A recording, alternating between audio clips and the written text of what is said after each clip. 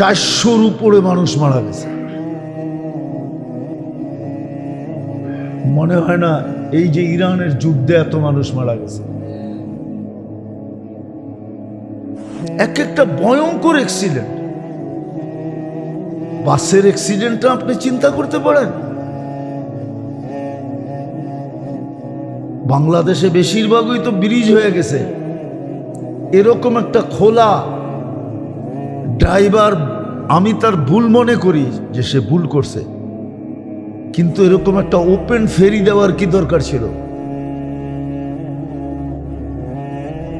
রুরু ফেরিগুলো তো সামনে দিয়ে বন্ধ থাকে, বাস তো এটাকে মাইরও ভাঙতে পারবে না। এটা তো ফেরিও ওপেন ছিল, নাহলে এটা পড়লো কোন দিক দিয়ে? এটা কি পিছন থেকে পড়ছে? হ্যাঁ, তাহলে ওপেন ফেরিটা দেওয়া হলো কেন? ফেরির তো বিভিন্ন ধরন আছে, রোরো ফেরি আছে, ওটা তো সামনে দিয়ে বন্ধ থাকে, পুরা সিট দিয়ে বন্ধ। এটার গেটই দুনো দিক দিয়ে উঠন যায়, পিছন দিক দিয়ে ওঠে, সামনের দিক দিয়ে যায়, ওই পারে লাইগা নাইমা যায়।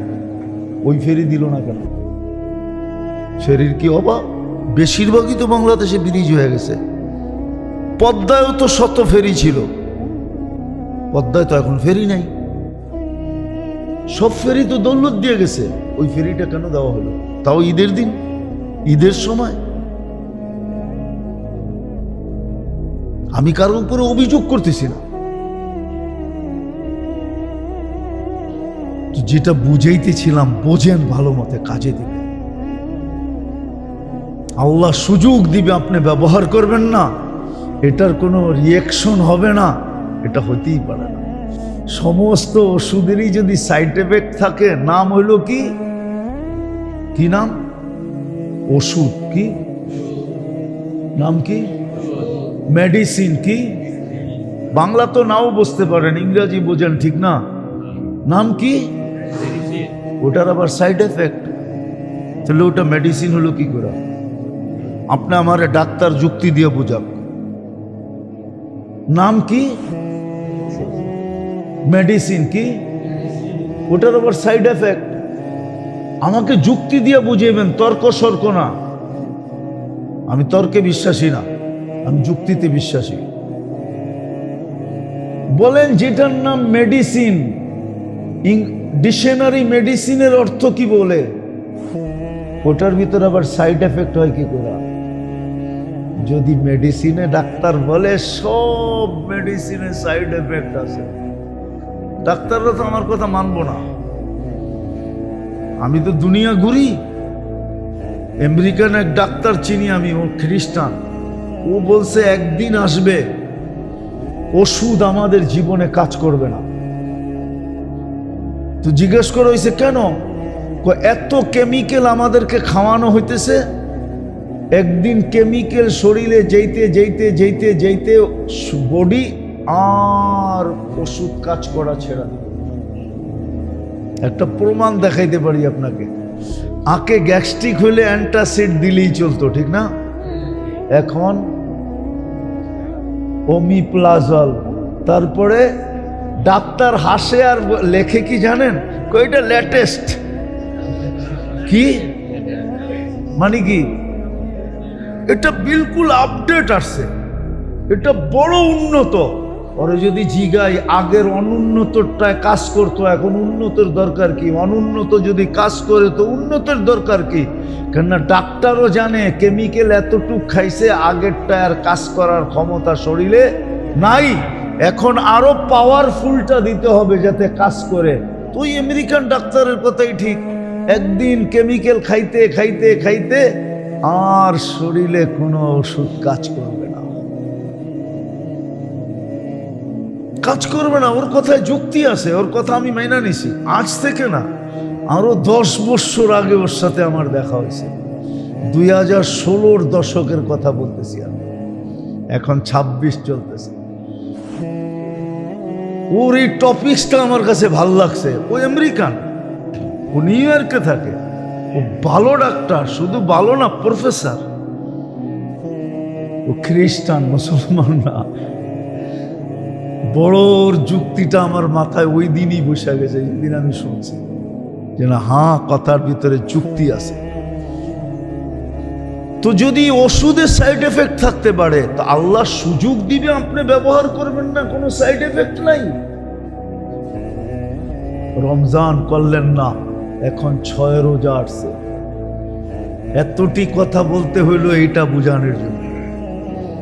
6 রোজা আসছে, মামুলি মনে করেন না, যেটা তো নফল, এটা তো সুন্নত। আমিও বলি এটা নফল, আমিও বলি এটা সুন্নত। হ্যাঁ, কি বলেন? কাচ্চির ভিতরে সমস্ত মশলার স্থান কোথায় আর লবণের স্থান কোথায়? সমস্ত মশলা কতটুক লাগে আর লবণ কতটুক লাগে? স্থান কোথায়? মশলার সামনে লবণের কোনো স্থান আছে? হ্যাঁ, মাত্রার দিক দিয়া কম, ঠিক না? হ্যাঁ, কিন্তু গুরুত্বের দিক দিয়া লবণ না হইলে, হ্যাঁ, আনেন না চেঙ্গিসের বাবারে কবরতে উঠায়া, তারপরে পাক করুক না কাচ্ছি, মাইরা দিবেন ওর মুখের ভিতরে, এটা কি পাকাইছস, ঠিক না? আমগো চেঙ্গিস বাবর চিনেন না? হ্যাঁ, ভালো কাচ্ছি পাকায়, ঠিক না? ও কেন, ওর বাবাও যদি আয়া পাকায়, আর যদি লবণ না দিল মাইরা দিবেন মুখে, ঠিক না? আমিও বলি নফল, আমিও বলি সুন্নত, কিন্তু গুরুত্ব লবণের চেয়ে বেশি। হেলায় হারায়া দিন, ওই সাইড এফেক্ট গুলোই আমাদের লাগতেছে। আল্লাহ সুযোগ দিতেছে, আমরা কর্ণপাত করতেছি না। আল্লাহ বলে, তোর ওষুধের যদি সাইড এফেক্ট থাকতে পারে, তাহলে আমার সুযোগের কেন সাইড এফেক্ট থাকবে না?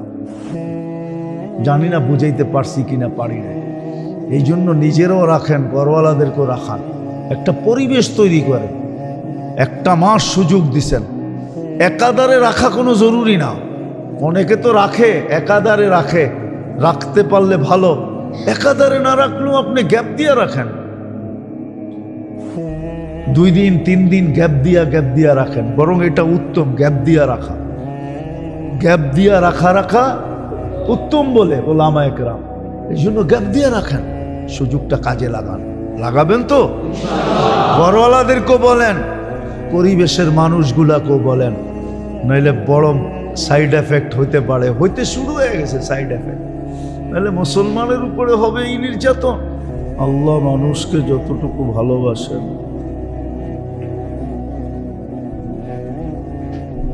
মানুষ যদি সামান্যতম 100 ভাগের 10 ভাগও যদি আল্লাহকে ভালোবাসত, ভালোবাসা যাকে বলে, তাহলে মনে হয় সমস্ত মানুষই, সমগ্র মুসলমানই আল্লাহওয়ালা হয়ে যেত। বড় মনোযোগ। যদি মানুষ আল্লাহকে, আল্লাহ যতটুকু ভালোবাসে, আল্লাহ তার মুসলমানকে, উম্মতে মুহাম্মদীকে যতটুকু ভালোবাসে, যদি আমরা 100 ভাগের 10 ভাগও আল্লাহকে অতটুকু ভালোবাসতাম, তাহলে সমগ্র মুসলমান আল্লাহওয়ালা হয়ে যেত।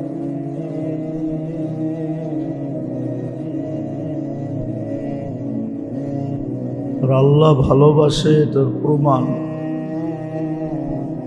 হাজারো না কোটি না, এর চেয়ে বেশি দেওয়া যাবে। আল্লাহ যদি ভালো না বাসতেন, তাহলে 24 ঘন্টা নাফরমানি করা সত্ত্বেও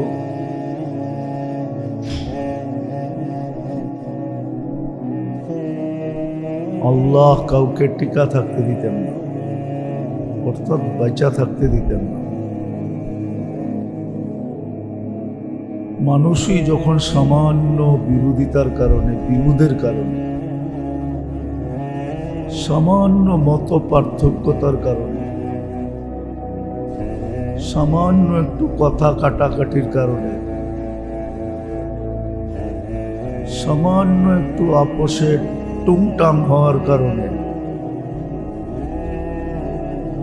পেপার পত্রিকা মিডিয়া দেখলে দেখা যায় হাজারো যান প্রতি বৎসর যাইতেছে, সামান্য বিষয়, অথচ দেখলে দেখা যায় 24 ঘন্টা অনাবরত আল্লাহ আমাদেরকে সার্ভিস দিতেছেন, সেবা দিতেছেন, সেবা। অথচ 24 ঘন্টা আল্লাহ আল্লাহ করা দূরের কথা, মোটাও যদি করত, 24 ঘন্টার ভিতরে ইবাদতের দাবি কিন্তু অনেক বেশি না, মাত্র 5 ওয়াক্ত নামাজ, যেটা পড়তে উঠতে গেলে 1.5 ঘন্টা লাগে, 24 ঘন্টার ভিতরে মাত্র 1.5 ঘন্টা। আবার এটাও বলে দিছেন 1.5 ঘন্টা করবে, 1.5 ঘন্টা থাকবে না, 1.5 ঘন্টা করবে, 1.5 ঘন্টা থাকবে না, বরং দেখলে দেখা যায় 24 ঘন্টাই ইবাদতে রূপান্তরিত হবে। একটা সুস্পষ্ট উদাহরণ দিলে দেখা যাবে হাদিস থেকে, এশার নামাজ আর ফজরের নামাজের মধ্যে ডিস্টেন্স অনেক লম্বা, ঠিক না? এখন এশা হয় 8টায়, ফজর হয় 5:30-এ, তো দুটার ভিতরে ডিস্টেন্স কতটুকু? 9টা, 10টা, 11টা, 12টা, 1টা, 2টা, 3টা, 4টা, 5টা, 9 ঘন্টা, 9.5 ঘন্টা ডিস্টেন্স। এসা পুরা ফজর পড়ল, ভাবনার বিষয়, কিন্তু চিন্তা করলে বুঝে আসবে, নাহলে বুঝে আসবে না। মনোযোগের সাথে সাথে চিন্তাকেও কাজে লাগাইতে হবে। 9.5 ঘন্টা দূরত্ব, এশা বাজমাত, ফজর বাজমাত, পুরা রাত্র ইবাদত।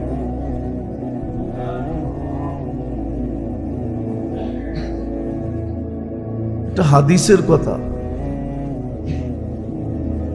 বাকি এক নামাজ থেকে আরেক নামাজ, সলাতু ইলা সলাতি কাফারা, এক নামাজ থেকে আরেক নামাজে ঢুকতে দেরি, পা রাখতে দেরি, পড়তে দেরি, মধ্যবর্তী গুনাহগুলা মাফ হইতে দেরি হয় না। এখন বলবেন কারো গুনাহ হলো না, তাহলে কি মিলবে? আমার তো গুনাহ হয়েছে, গুনাহ মিটা গেছে, কিন্তু কারো গুনাহ হলো না তো কি মিলবে? না, মধ্যবর্তী সময়ের সওয়াব মিলবে। তো যেটা বুঝাইতেছিলাম, 24 ঘন্টায় আল্লাহর করণীয় বেশি না, বেশি দাবি রাখেন না। এটা কিন্তু ভালোবাসার প্রকাশ। যদি কারোর সাথে গভীর ভালোবাসা না হয়, বলে না 7 খুন মাপ, 7 খুন, এই প্রবাদ বাক্য জানেন না? মনে হয় জানেন না, সবাই জানেন 7 খুন মাপ। কারো কারো জন্য 7 খুন মাপ থাকে, কারণ কি? সম্পর্কের কারণে, ভালোবাসার কারণে, স্নেহ মায়া মমতার কারণে, কোনো না কোনো কারণে মাপ থাকে। এই যে 24 ঘন্টা ইবাদত হলো, 1.5 ঘন্টা করার পরে, এটাও কিন্তু একটা ভালোবাসার পরিচয়। এই জন্য আমার কথা শুরুটা ছিল, আল্লাহ বন্দাকে যতটুকু ভালোবাসে, এই জন্য আল্লাহ নিজে এক জায়গায় নিজেই ইঙ্গিত দিছেন যে মানুষ, তুমি যদি জানতা যে আমি তোমাকে কতটুকু ভালোবাসি। কত মানুষ তো অপেক্ষায় অপেক্ষায় জীবন কাটায় দেয়, ঠিক না? মনে হয় বোঝেন নাই, না বিয়ে শাদী করেন নাই, করতে বুঝবেন। কত মানুষ আছে না অপেক্ষায় অপেক্ষায় জীবন কাটায় দিছে। জানে যে যার অপেক্ষায় আমি আসি সে হয়তো ফিরবেও না কোনোদিন, কিন্তু অপেক্ষায় অপেক্ষায় কি করে জীবন কাটায় দেয়। এটা তো ভালোবাসার কারণেই, ঠিক না? হ্যাঁ, আপনি বলে কেউ অপেক্ষা করে না এই জন্য বোঝেন না। যদি কারোর জন্য করা থাকে তাহলে বুঝবে। অপেক্ষায় অপেক্ষায় জীবন কাটায় দেয়, চিরকুমারী থেকে যায়, ঠিক না? কি চিরকুমার চিনেন? যদিও চিরকুমার থাকে না, একদিন না একদিন তো বৃদ্ধ হয়েই যায়, ঠিক না? কিন্তু এটা ভালোবাসার কারণে। আল্লাহরও বান্দার সাথে একটা ভালোবাসা আছে, যার কারণে আল্লাহ বান্দার অপেক্ষা করে। এ তো মানুষ মানুষের জন্য অপেক্ষা করে, এখানে আল্লাহ বান্দার জন্য অপেক্ষা করে। আর হাদিসে এটা সুস্পষ্ট ইঙ্গিত আছে, হাত্তা ইউগারগির, তোমার কণ্ঠনালীতে রু আসার পূর্ব মুহূর্ত পর্যন্ত দরজাও খোলা থাকবে, সুযোগও উন্মোচিত থাকবে, আর আমরা অপেক্ষায়ও থাকবো। এমন না তোমার এসে দরজা টোকাইতে হবে না, দরজায় টোকা দিতে হবে না, দরজা বিলকুল খোলা, দরজা বিলকুল খোলা, দরজা বিলকুল উন্মোচিত। আমাদের পক্ষ থেকে কোনো বাধা বিপত্তি কিচ্ছু নাই, বরং আমরা অপেক্ষায় থাকবো তুমি ফিরো কিনা। এটাও ভালোবাসার প্রকাশ।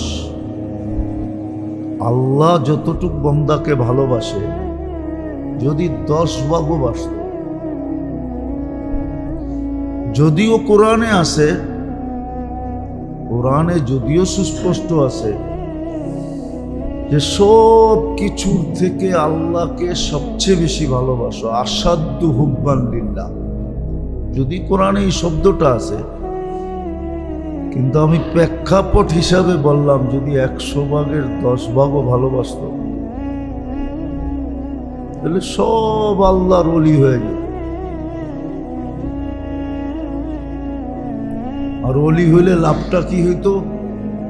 অনেক ক্লান্তি কমে যেত।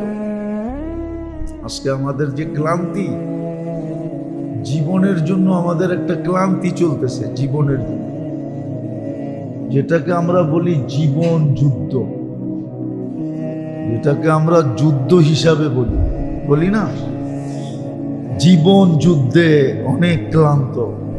জীবন যুদ্ধ বোঝেন কি? না বললেন তো বুঝি কি, আরে বলেন না। হ্যাঁ, সংসার, বিবি, বাল বাচ্চা, ভাই বোন, আত্মীয় স্বজন, সব কিছু নিয়ে আমরা একটা জীবন যুদ্ধে আছি, ঠিক না?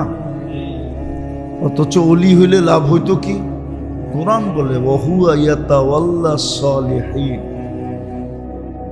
আল্লাহ বলে তোমাদের সব দায় দায়িত্ব আমি নিয়ে নিতাম, তোমাদের জীবন যুদ্ধই হইতো না, জীবনে কোনো যুদ্ধ হইতো না তোমাদের। আজকে তো তোমরা জীবন যুদ্ধে। আজকে যত রোগ ব্যাধি দেখেন না, সব জীবন যুদ্ধের কারণে। যত রোগী দেখেন সব জীবন যুদ্ধের কারণে। জীবন যুদ্ধ করতে যাই এটা শিকার হয়। অথচ আল্লাহ বলতেছে আমি তোমাদের দায় দায়িত্ব নিয়ে নিতাম। ইন্না আউলিয়া আল্লাহি লা খাউফুন আলাইহিম ওয়া লা হুম ইয়াহজানুন, ওদের কোনো ভয়ও থাকে না, কোনো চিন্তাও থাকে না। বড় লোকের চামচ হয় কেন জানেন? কথাটা অন্যদিকে চলে যাবে, আবার কেউ মোটিফাই করে ছেড়া দিলে আবার বিপদও হইতে পারে। বড় লোকের চামচ হয় কেন জানেন? জানেন না?